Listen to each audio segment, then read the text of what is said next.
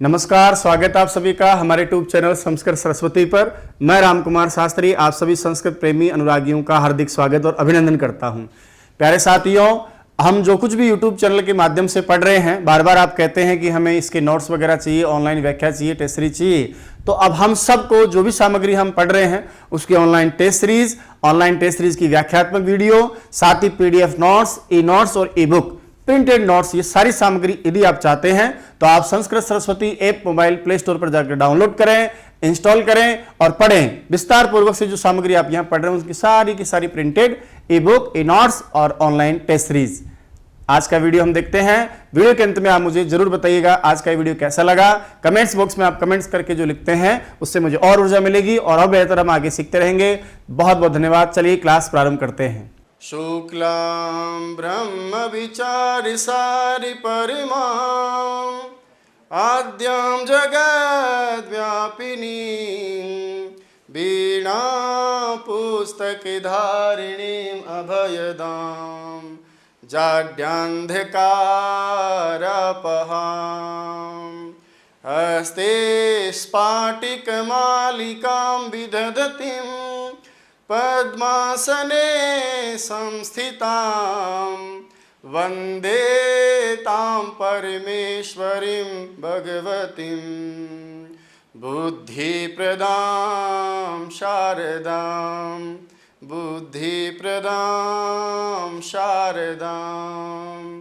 चलिए एक एक की हम चर्चा करते हैं। सबसे पहले अब हम जानेंगे परंपरागत या मौलिक विधियां, यानी संस्कृत शिक्षण में जो प्रयुक्त होने वाली हमारी विधियां हैं उनमें सबसे पहले हम जिन विधियों को पढ़ रहे हैं उन विधियों का नाम है परंपरागत या मौलिक विधियां। ठीक है, सबसे जो हम पहले पढ़ने जा रहे हैं जिनको आपने परंपरागत नाम दिया है कि भाई कौन कौन सी परंपरागत विधियां हैं, या जिसको आपने क्या नाम दिया था, प्राचीन नाम दिया है ना, तो या कौन कौन सी प्राचीन विधियां हैं। और वास्तव में ये ही कहीं ना कहीं संस्कृत शिक्षण की मूल विधियां होने के कारण इनको हम क्या कहते हैं, मौलिक विधियां भी कहते हैं। अब कौन कौन सी वो विधियां हैं उनको हम लेकर चलते हैं। याद कीजिए, मैंने मोटे तौर पर दो प्रकार से पढ़ाया ना, आपको गुरुकुल के तरीके से पढ़ाया और विद्यालय के तरीके से पढ़ाया। और गुरुकुल में जो आती हैं वो सारी की सारी आपकी 10, उनको एक एक को हम लेंगे। इसके अलावा जो विद्यालय परंपरा उसमें केवल व्याकरण अनुवाद को आप टारगेट करेंगे। ठीक है, तो दोनों को लिखते हुए हम आगे बढ़ेंगे। प्राचीन या परंपरागत, जो प्राचीन या मौलिक जितने भी शिक्षण विधियां हैं ना, इनको आपने परंपरागत शिक्षण विधियों का नाम क्यों दिया है, उसका बड़ा रीजन ये है कि इसमें जो शिक्षण कार्य होता है ना, सारा का सारा जो भी शिक्षण कार्य होता था वो सारा का सारा शिक्षण कार्य परंपरागत रूप से किया जाता था। परंपरागत का मतलब उसमें कोई विशेष अलग से कोई ट्रेंड नहीं था। नॉर्मली जैसे होता आया था वैसे ही होता रहता था, वैसे ही होता है। जैसे पहले गुरु क्या करते थे, सारे ज्ञान को श्रवण के साधन के साथ में पूरा का पूरा याद कर लेते थे।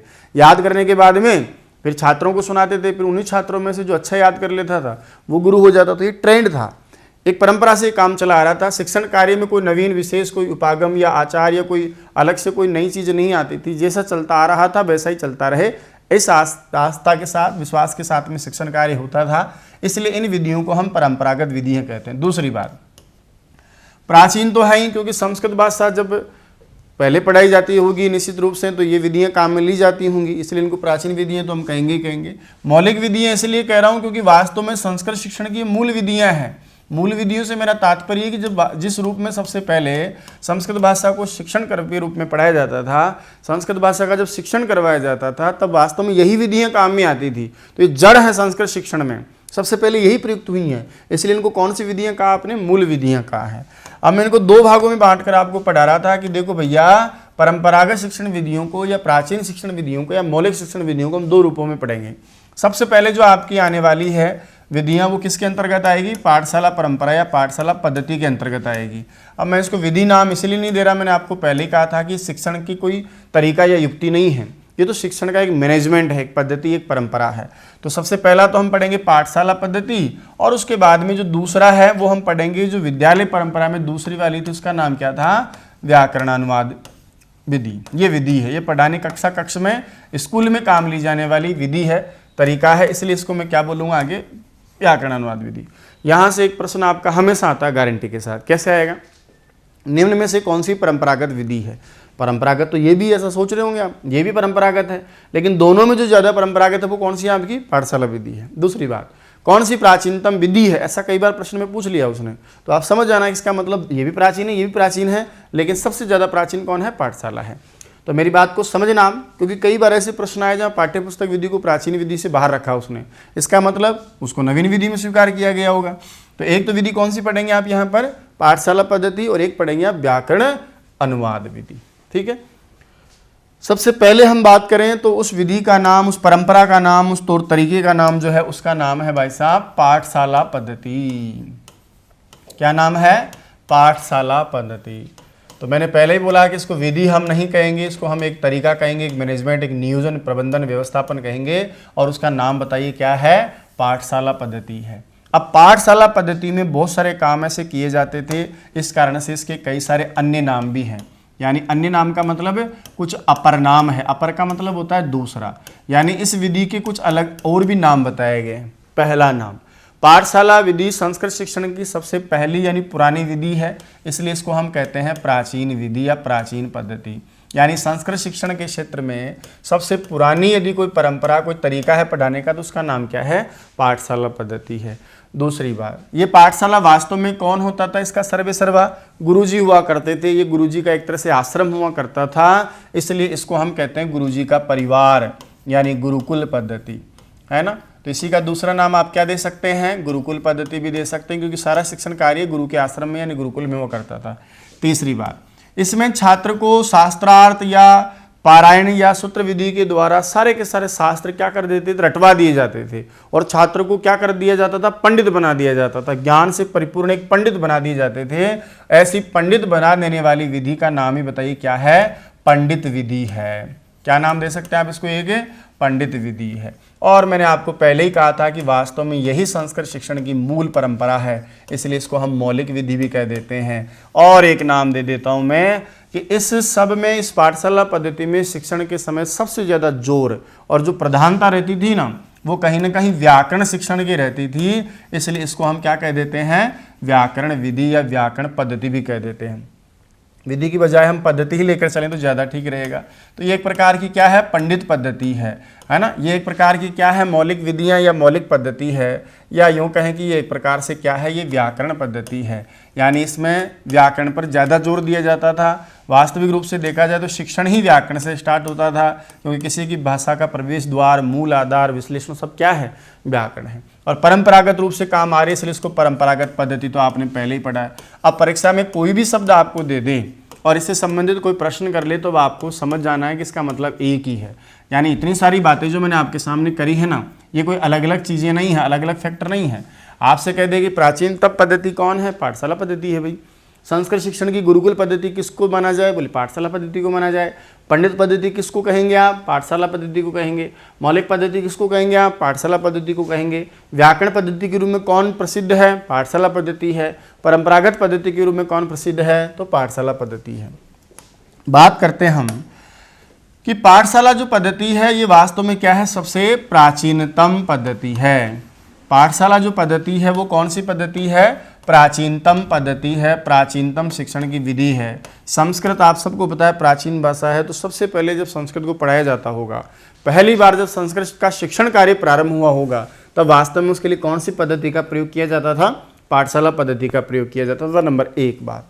दूसरी बात, संस्कृत शिक्षण में जो पाठशाला या गुरुकुल परंपरा थी, उस गुरुकुल परंपरा में जो शिक्षा का प्रारंभ होता था, यानी जो पढ़ाई लिखाई का जो प्रारंभ होता था, वो वास्तव में कौन से संस्कार से होता था?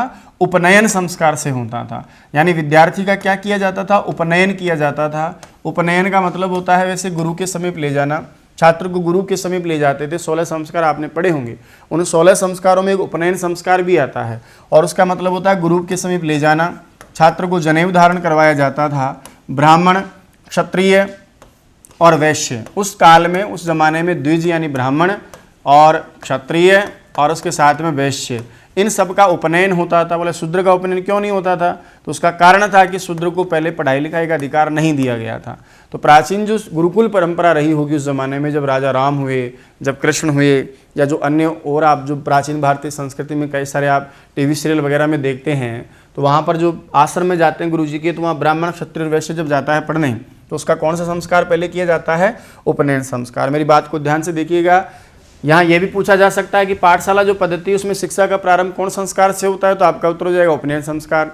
इस प्रश्न को ऐसा नहीं दे करके कई बार ऐसा भी दिया है कि बताइए जो वैदिक शिक्षा है, अर्थात वैदिक काल में जब वेदों का प्रचलन था और उस समय जो शिक्षा दीक्षा दी जाती थी वो वास्तव में गुरुकुलों में दी जाती थी, और वो जो वैदिक शिक्षा है वो वास्तव में कौन से संस्कार से प्रारंभ होती थी, तो आपका उत्तर फिर भी क्या हो जाएगा? उपनयन संस्कार। या यूं भी प्रश्न कर सकता है कि उपनयन संस्कार से प्रारंभ होने वाली शिक्षा पद्धति किस नाम से जानी जाती है?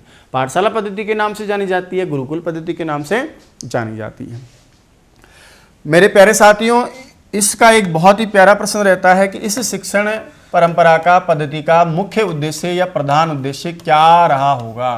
अच्छा, उद्देश्य तो कई हो सकते हैं, उद्देश्य एक भी हो सकता है, दो हो सकते हैं, 3, 4, 5 कितने हो सकते हैं। मैंने आपको शिक्षण के उद्देश्य कितने सारे बताएं, मैंने आपको भाषा शिक्षण के उद्देश्य भी कितने सारे बताएं, मैंने भाषा शिक्षण के सामान्य और विशेष उद्देश्य भी कितने सारे बताएं।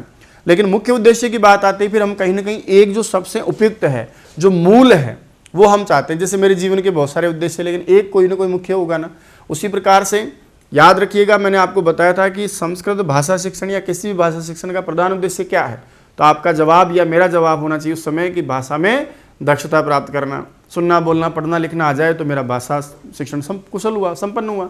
उसी प्रकार मैंने आपको ये भी पढ़ाया था कि संस्कृति या संस्कृत शिक्षण का उद्देश्य क्या है, तब आपका एक प्रधान उद्देश्य ये रहा कि संस्कृत संरक्षण संवर्धन प्रचार प्रसार या संस्कृति संरक्षण संवर्धन या प्रचार प्रसार। तो याद रखिएगा कि यहाँ पर भी यदि आपसे मुख्य उद्देश्य पूछे कि इस विधि का, इस परंपरा का, इस पद्धति का प्रमुख उद्देश्य क्या है, तो आपको क्या याद करना है?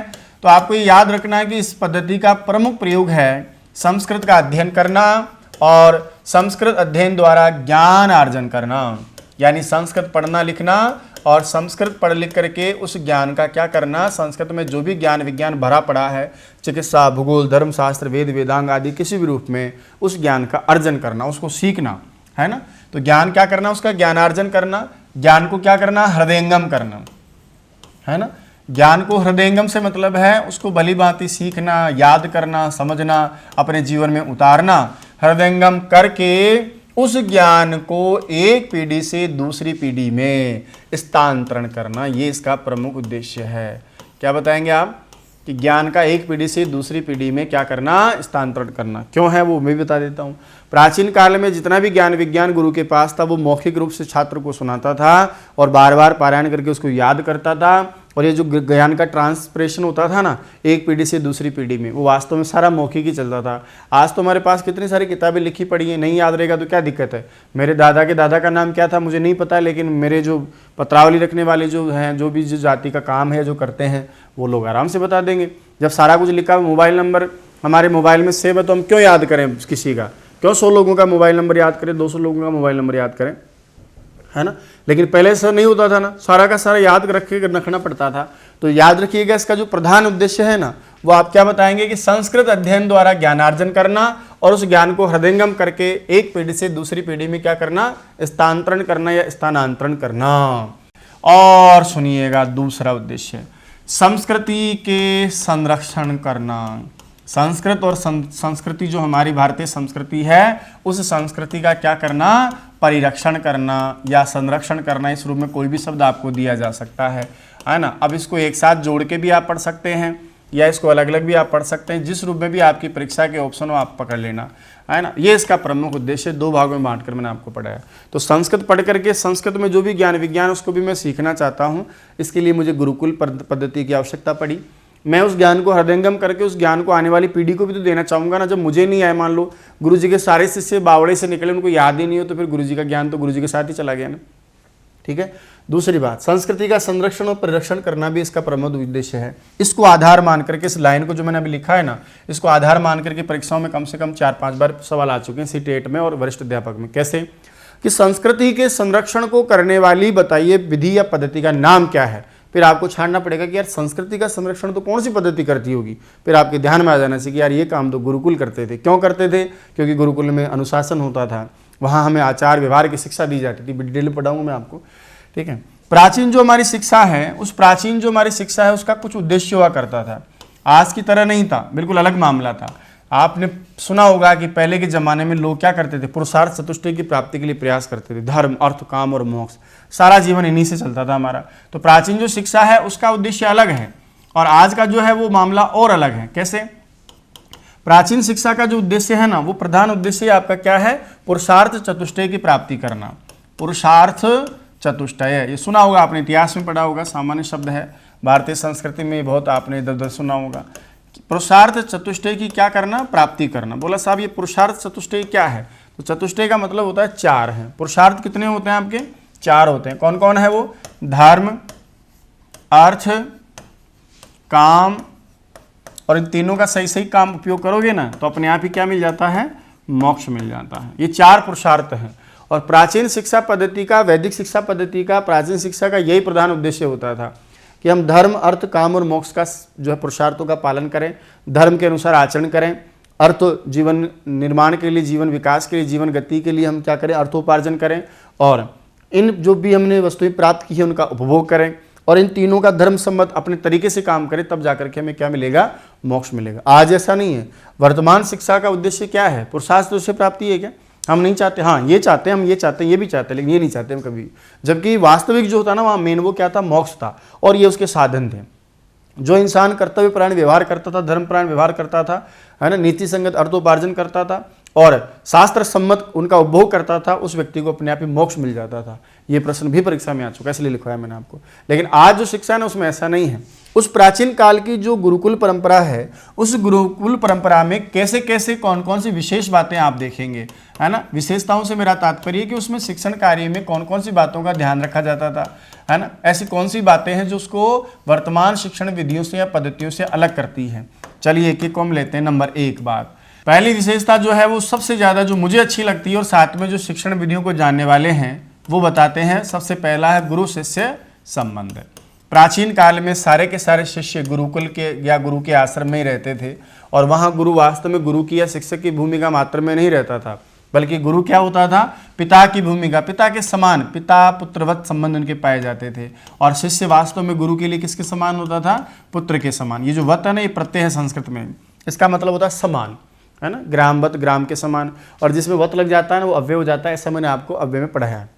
तो गुरु शिष्य का जो संबंध है वो बड़ा प्यारा था, बड़ा जोरदार था, श्रद्धावान था। गुरु हमेशा हमारे छात्र के प्रति चिंतित भी रहता था, उसके जीवन निर्माण के लिए, सर्वांगीण विकास के लिए, है ना, हमेशा उसका ध्यान रखता था। पुत्र के समान उसका जो है लालन पालन करता था। आवश्यकता अनुसार पर उसको जो है सुनागरिक बनाने के लिए कई बार दंडनात्मक वगैरह भी करता था।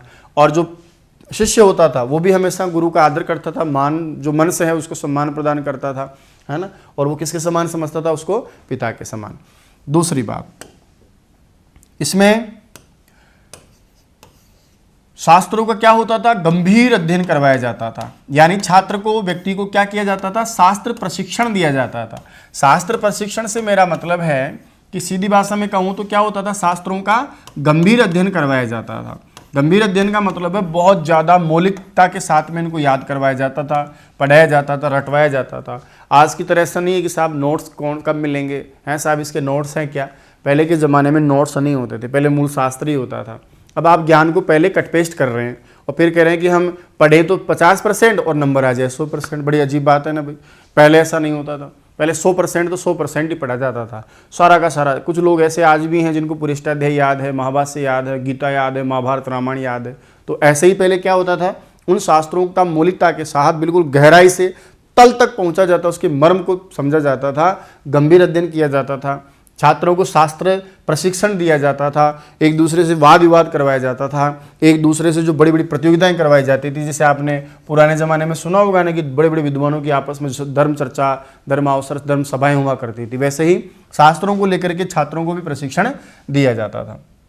यहाँ छात्रों को स्वानुशासन का पाठ पढ़ाया जाता था। स्वानुशासन से मेरा मतलब है मैं तुझे पीड़ दूंगा तो चुपचाप बैठा रहे, ऐसी वाली हरकतें पहले नहीं होती थी। पहले छात्र के जीवन को इस तरह से ढाला जाता था, उसके व्यवहार को इस तरह से प्रशिक्षित किया जाता था कि वो अपने आप ही अनुशासित रहने का प्रयास करता था। हाँ, ये अलग बात है कि यदि वो अपराध कर दे तो फिर उसके लिए सजा का प्रावधान भी था, कठोर दंड भी देते थे अध्यापक जी। कैसे देते थे कि देख बेटा तूने आज ये किया ना, चल तो एक काम कर, लकड़ी लेके आ, है ना। इसको बोलते हैं अपने उपचारात्मक शिक्षण, जो आजकल सुनने में आ रहा है ना, वो पहले ऐसे दिया जाता था। चल ठीक है, तू एक काम कर, तू जो है आज सारे पौधों को क्या करेगा, पानी पिलाएगा, तो ये काम कर। आज तू क्या करेगा, बोले आज ये काम करेगा, वो करेगा। तो इससे क्या होता था, छात्र को जो है दंड देने का विधान कार्य भी हो जाता था और साथ में उस दंड के द्वारा कुछ न कुछ पॉजिटिव काम भी हो जाता। आज की तरह से डंडे बरसा रहे ऐसा कुछ विधान नहीं होता था। तो स्वानुशासन का पाठ पढ़ाया जाता था। मूल जो बातें आपकी वो होती थी कि स्वाध्याय की प्रवृत्ति का विकास किया जाता था या स्वाध्याय हेतु प्रेरित किया जाता था, स्वाध्याय प्रवृत्ति या आदत का विकास किया जाता था। शिष्य जब गुरु से सारी बातें सुनता था तो अपने आप से, जब गुरु नहीं पढ़ा रहे होते तो गुरु की अनुपस्थिति में भी उन शास्त्रों का क्या करता था, वो गंभीर अध्ययन करता था, उनको बार बार दोहराता था, पढ़ता था। यानी गुरु के बिना स्वविवेक से जो हम शिक्षण कार्य करते हैं, अपने आप जो हम पढ़ने का कार्य करते हैं, अध्ययन का कार्य करते हैं, उसको हम क्या बोलते हैं, स्वाध्याय, स्व अध्याय। स्व अपने आप से ही जो हम अध्ययन कार्य करते हैं ना, उसको हम स्वाध्याय बोलते हैं। तो गुरु की अनुपस्थिति में भी छात्र गुरु के द्वारा सुनाए गए उस ज्ञान को, शास्त्र को क्या करता था, दोहराने का काम करता था, उसका अध्ययन करने का काम करता था। इस स्वाध्याय की प्रवृत्ति का विकास भी होता था। ज़्यादा से ज़्यादा जो किया जाता था वो यहाँ कौन सा अभ्यास था, पाठशाला पद्धति में मौखिक अभ्यास पर बल दिया जाता था। उसका कारण क्या है, मौखिक अभ्यास से मेरा मतलब इसे पारायण करवाया जाता था, कंठस्थीकरण के लिए बार बार दोहराया जाता था। ऐसा क्यों करते थे हम, इसलिए किया जाता था क्योंकि सारा का सारा काम ही मौखिक होता था, सारा का सारा ज्ञान ही कंठस्थीकरण पर आधारित था, सारा का सारा प्रोग्राम ही जो है याद पर, स्मरण पर आधारित था। अब यदि आप इस पर यहाँ स्मरण पर बल नहीं देंगे, आप यदि मौखिक अभ्यास ज़्यादा नहीं करवाएंगे, ज़्यादा से ज़्यादा सुनने के अवसर बच्चे को नहीं देंगे, शिष्य को नहीं देंगे, तो फिर बताइए याद कैसे होगा। एक बार में तो किसी का नाम याद ही नहीं होता। तो बार बार किसका अभ्यास करवाते थे, मौखिक अभ्यास करवाते थे। यहाँ उच्चारण पर भी बहुत अधिक बल दिया जाता था। उच्चारण से मेरा मतलब है शुद्ध उच्चारण। अब दो ही बातें देख लो, या तो सुनना या बोलना। तो आगे जा, अभी तो आप सुन रहे हैं, है ना, शुद्ध उच्चारण पर क्या दिया जाता था, बल दिया जाता था। भाई अभी तो गुरुजी बोल रहे हैं, तो गुरुजी बोलेंगे तो भी शुद्ध बोलेंगे, क्योंकि बच्चा सुनेगा शुद्ध तो फिर आगे बोलेगा भी शुद्ध। अब यदि आपने उसको अशुद्ध सुना दिया, मान लीजिए आपने किसी को दशरथ्या कह दिया, तो फिर वो दशरथ्या शब्द प्रचलन में आ जाएगा। अब आज ये तो है नहीं कि आपने गलत बोला और कहा कि नहीं बेटा देख सही लिखा है, यहाँ ऐसे लिखा हुआ, आप उसको देखकर बता दो कि ये सही रूप है, ऐसा तो था नहीं। तो जो जैसा सुनता था फिर वैसा ही बोलता था। इसलिए विशेष रूप से इसका ध्यान रखा जाता था कि नहीं, उच्चारण की क्या होनी चाहिए, शुद्धता होनी चाहिए। और सुनिए, पहले वास्तव में बच्चों का नैतिक विकास पर बल दिया जाता था, यानी नैतिक शिक्षा का बड़ा विशेष महत्व था। कारण क्या था, कि कारण यही था कि प्रमुख जो उद्देश्य आपने ऐसे निर्धारित किए कि बच्चे को सुसभ्य सुसंस्कृत नागरिक बनाना है, उसको एक बहुत अच्छा इंसान बनाना है, इस पर बल दिया जाता था, ताकि वो अपने सामाजिक जीवन को, गृहस्थ जीवन को, या यूँ मान लीजिए कि ब्रह्मचर्य के बाद गृहस्थ और वानप्रस्थ संन्यास आदि आश्रमों के द्वारा कुछ अच्छे कर्म करे वो। तो अच्छे कर्म करने के लिए बच्चे का अच्छा होना जरूरी है, और अच्छे होने के लिए बच्चे को नैतिक शिक्षा दी जानी जरूरी है। आज भी वर्तमान समय में भी नैतिक शिक्षा की कितनी आवश्यकता महसूस की जाती है। हाँ, ये अलग बात है कि हम किताबों को सिर्फ इसलिए पढ़ते हैं कि हमको अंक परीक्षा में लेकर आने हैं, तो पढ़ते तो हम, लेकिन हम उनको व्यवहार में आदत में लाते नहीं हैं। तो नैतिक शिक्षा पर बहुत ज़्यादा बल दिया जाता था। बच्चे के चरित्र निर्माण पर बल दिया जाता था, चरित्र निर्माण को सर्वोपरि रखा जाता था, और साथ में बच्चे को संस्कारवान बनाने के लिए भी कार्य किया जाता था। संस्कार पर और चरित्र निर्माण पर बल दिया जाता था। बच्चा शीलवान हो, चरित्रवान हो, अच्छे सुसंस्कार वाला हो, इसका बहुत ज़्यादा ख्याल रखा जाता था।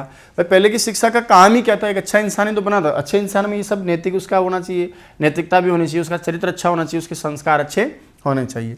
इसके साथ साथ हम बात करें तो विशेष रूप से यहाँ श्रवण और भाषण पर क्या दिया जाता था, बल दिया जाता था। मौखिक अभ्यास से मेरा मतलब समझ गए होंगे आप, यहाँ श्रवण और भाषण को अधिकाधिक, इस पर बहुत ज़्यादा बल दिया जाता था। क्यों दिया जाता था, क्योंकि काम ही दो ही होते थे, सुनना और बोलना। हम सुन रहा हूँ, मैं जितना मैं अधिक सुनूंगा। अच्छा, आपने देखा होगा जो बहुत अच्छा वक्ता होता है वो बहुत अच्छा श्रोता रहा होता है, निश्चित रूप से। आप कुमार विश्वास का नाम सुने, आप विवेकानंद का नाम सुने, आप ये लोग क्यों अच्छा बोल लेते हैं, क्योंकि इन्होंने बहुत अच्छा सुना है। जो इंसान अच्छा सुनता है वो अपने आप ही अच्छा बोलने लग जाता है, और जो इंसान सुनता नहीं है कभी, मान लीजिए, तो वो निश्चित रूप से बोलने लायक भी नहीं होता है। क्यों, ऐसा मनोविज्ञान कहता है कि एक जन्मजात बालक यदि कान से बहरा है तो फिर वो बोल ही नहीं सकता, बताइए गूंगा भी होता है। क्यों, क्योंकि जब तक इनपुट नहीं होगा तब तक आउटपुट पॉसिबल नहीं है। तो जब तक आप सुनेंगे नहीं तब तक भाषण पॉसिबल नहीं है। आगे हम टीचिंग मेथड में इसको विस्तार से पढ़ेंगे। तो श्रवण और भाषण पर क्या दिया जाता था, बल दिया जाता था। इसके साथ साथ ही बालक को शास्त्रार्थ प्रशिक्षण क्यों दिया जाता था, क्यों गंभीर अध्ययन और बार बार उसका पारायण करके उसको याद करवाया जाता था, उसका कारण था कि बालक को हम क्या बनाना चाहते हैं, एक आदर्श पंडित बनाया जाता था इस विधि में। आदर्श से मतलब अच्छा खासा, बहुत बढ़िया, पंडित बनाने का मतलब ज्ञानवान बनाया जाता था, उसको सारा का सारा क्या कर देते थे, उसको शास्त्र याद करवा देते थे, कंठस्थ करवा देते थे। जैसे आजकल हम पंडित किसको बोलते हैं, जो मंत्रोच्चारण करे, बिना रुके लगातार मंत्रोच्चारण करने वाला होता है। तो पहले बच्चे को पंडित बना दिया जाता था एक तरह का। पंडित शब्द का मतलब वैसे ज्ञानी होता है, ज्ञानवान होता है। तो शास्त्रों को जानने वाला हो, शास्त्रों को जिसको सारे शास्त्र याद हो, जिसने सारे शास्त्रों को पढ़ लिया हो, ऐसा विद्यार्थी, ऐसा शिष्य बनाया जाता था। इसके बाद में देखिए 12वीं विशेषता क्या है, इसमें विशेष रूप से कंठस्थीकरण पर बल दिया जाता था। ये इसकी एक बहुत बड़ी विशेषता है कि इसमें सबसे ज्यादा जो बल है ना वो किस पर दिया जाता था, कंठस्थीकरण पर बल दिया जाता था। और कंठस्थीकरण से बल देने का मतलब है ज्यादा से ज्यादा स्मरण शक्ति का विकास होता था इसमें। हालांकि गुण दोषों में हम पढ़ेंगे, स्मरण शक्ति का विकास जो है इसका मूल वो हुआ करता था। भाई आप जितना अच्छा स्मरण शक्ति आपकी रहेगी उतना अच्छा आप कंठस्थीकरण कर पाएंगे। कंठस्थीकरण पर क्यों बल दिया जाता था, क्योंकि ज्ञान का स्थानांतरण ही मौखिक होता था। मैंने बोला ना आपको कि सारा का सारा काम जो है कौन सा होता था, मौखिक होता था। और मौखिक का मतलब दो ही तो बातें आती है उसमें, एक तो सुनना और एक बोलना आता है। तो श्रवण और भाषण जो है वो दो बातें बड़ी जोरदार होती थी, इन पर बल दिया जाता था, क्योंकि ज्ञान का स्थानांतरण याद करके रटंत विद्या के द्वारा या स्मरण करके ही आगे पहुंचा जाता था। अंतिम दोस्तों जो बात है चौथे नंबर की वो ये है कि 14वें नंबर की वो ये है कि इसका प्रयोग कहाँ किया जाता था। तो गुरुकुल नाम तो आपने पढ़ा ही है। ये जो गुरुकुल आपकी पद्धति है, शिक्षण की व्यवस्था है, इसका प्रयोग किया जाता था, मठों में किया जाता था। इसका प्रयोग जो है बहुत बड़े बड़े जो आश्रम होते थे उनमें किया जाता था, या जो बहुत बड़े बड़े जो संस्थाएं हैं जिनको हम बोलते हैं विद्यापीठ हैं, उन संस्थाओं में इसका प्रयोग किया जाता था। यानी इस परंपरा से जो शिक्षण का कार्य होता था वो कई सारे मठों में, आश्रमों में, विद्यापीठ आदि स्थानों पर इसका प्रयोग किया जाता था। इतनी सारी बहुत सारी बातें और भी हैं, लेकिन वो गुण दोषों के रूप में हम इसको आगे लेंगे। बहुत सारी बातें इसमें ऐसी आ रही जो अच्छी बातें आपने देखा होगा। मौखिक अभ्यास उच्चारण पे बहुत ज़्यादा जोर दिया जाता था, और भाषा शिक्षण के लिए 4 कौशलों पर जोर दिया जाना चाहिए। लेकिन इसके साथ ही गलत बात भी जुड़ गई कि भाई भाषा शिक्षण में तो श्रवण और भाषण के साथ साथ पठन और लेखन भी होता है, उसका तो नाम ही नहीं लिया आपने रटंत पर बल दिया है, बोला इसमें अवबोध का स्थान कहाँ गया है। तो कहने का मतलब है कि कुछ अच्छी बातें भी इसमें आ रही हैं और कुछ गलत बातें भी आ रही हैं। बहुत सारी ऐसी बातें जिसमें रह गई हैं, जो लास्ट में हम गुण दोषों के साथ इसको पढ़ेंगे। अंतिम यदि आप इसमें थोड़ा और समझ सके तो ये भी ध्यान रखिएगा कि कंठस्थीकरण पर तो बल होता है, लेकिन अध्यापक द्वारा, भाषण के द्वारा, वाद विवाद के द्वारा, इन सब के द्वारा भी छात्र में तर्क शक्ति और चिंतन का विकास भी किया जा। हाँ, उतना नहीं किया जाता, ध्यान रहे, तर्क शक्ति व चिंतन के विकास पर बल दिया जाता, लेकिन कम दिया जाता था। इनके लिए ज़्यादा स्थान नहीं होता था। इसके लिए क्या करते थे अध्यापक, वाद विवाद, भाषण आदि का आयोजन भी करते थे। तो कौन कौन सी बातें इसमें आ रही हैं? गुरु शिष्य का संबंध पिता पुत्र के समान होता था। शास्त्र प्रशिक्षण पर बल दिया जाता था। गंभीर शास्त्रों का गंभीर अध्ययन करवाया जाता था। आत्मानुशासन या स्वानुशासन का पाठ पढ़ाया जाता था। बालक को स्वाध्याय प्रवृत्ति का विकास किया जाता था। मौखिक अभ्यास सर्वाधिक होता था। उसका कारण था कि शुद्ध उच्चारण का बड़ा महत्व था, इसलिए इस पर बल दिया जाता था। बालक की नैतिक शिक्षा दी जाती थी। चरित्र निर्माण और संस्कार निर्माण पर बल दिया जाता था। श्रवण भाषण पर ज़्यादा जोर दिया जाता था। आदर्श पंडित का निर्माण किया जाना इसका प्रमुख एक तरह से आदर्श स्थिति है। कंठस्थीकरण पर बल दिया जाता था।